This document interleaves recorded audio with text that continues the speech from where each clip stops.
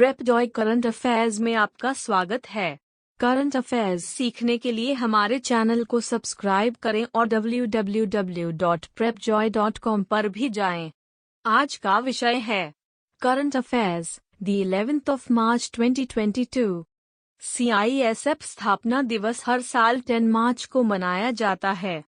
वर्ष 1969 में सिस्फ की स्थापना मार्च को हुई थी और भारत की संसद द्वारा पारित सिस्फ अधिनियम 1968 के तहत 3 बटालियन का गठन किया गया था। केंद्रीय औद्योगिक सुरक्षा बल भारत में केंद्रीय सशस्त्र पुलिस बल के लिए है। यह केंद्रीय गृह मंत्रालय के तहत काम कर रहे भारत में 6 अर्धसैनिक बलों में से एक है। एस श्रीसंत ने प्रथम श्रेणी क्रिकेट के सभी प्रारूपों से दिया इस्तीफा। भारत के तेज गेंदबाज एस श्रीसंत ने घरेलू क्रिकेट के सभी प्रारूपों से संन्यास की घोषणा की है।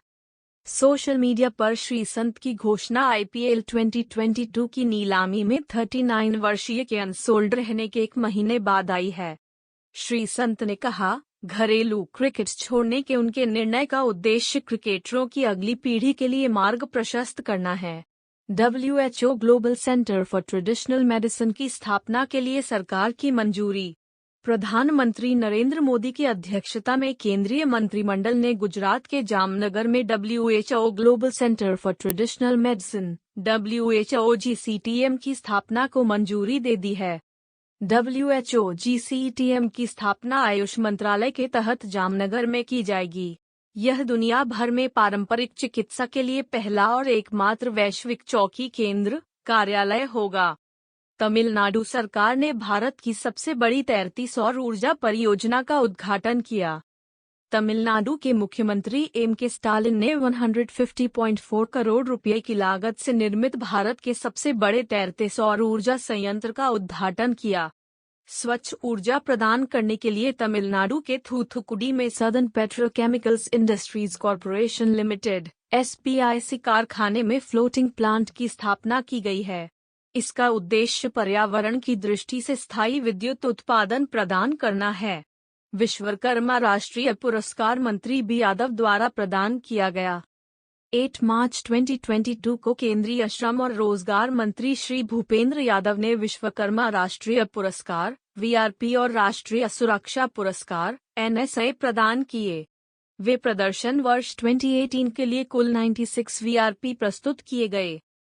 कुल 141 NSA दिए गए। 80 विजेता और 61 उपविजेता और 144 उम्मीदवारों को NSA खान मिला। विश्व गुर्दा दिवस 2022 विश्व स्तर पर 10 मार्च को मनाया गया। विश्व गुर्दा दिवस हर साल मार्च के दूसरे गुरुवार को मनाया जाता है। इस वर्ष यह 10 मार्च को मनाया जा रहा है। विश्व गुर्दा दिवस एक वैश्विक अभियान है जिसका उद्देश्य हमारे समग्र स्वास्थ्य के लिए हमारे गुर्दे के महत्व के बारे में जागरूकता बढ़ाना है। विश्व गुर्दा दिवस 2022 के लिए दिन का विषय सभी के लिए गुर्दा स्वास्थ्य है। टोनटैग ने फीचर फोन उपयोगकर्ताओं के लिए वॉइस से UPI डिजिटल भुगतान लॉन्च किया। टोनटैग ने फीचर फोन उपयोगकर्ताओं के लिए अपनी वॉइस से UPI भुगतान सेवा शुरू करने के लिए NSDL पेमेंट्स बैंक और NPCI के साथ भागीदारी की है। टोनटैग बेंगलुरु, कर्नाटक में स्थित एक ध्वनि आधारित निकटता संचार और भुगतान सेवा प्रदाता है। यह भारतीय रिजर्व बैंक द्वारा UPI 123 पे सुविधा शुरू करने के बाद आया है। पाकिस्तान के पूर्व राष्ट्रपति रफीक तरार का निधन। वयोवृद्ध राजनीतिज्ञ, सुप्रीम कोर्ट के पूर्व न्यायाधीश और पाकिस्तान के राष्ट्रपति रफीक तरार का 92 वर्ष की आयु में निधन हो गया। मोहम्मद रफीक तरार का जन्म 2 नवंबर 1929 को पीरकोट, पाकिस्तान में हुआ था।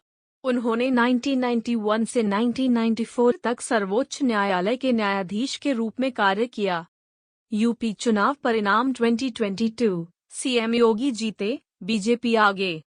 गोरखपुर से मुख्यमंत्री योगी आदित्यनाथ 1 लाख वोटों से जीते हैं जबकि करहल से समाजवादी पार्टी के अखिलेश यादव आगे चल रहे हैं।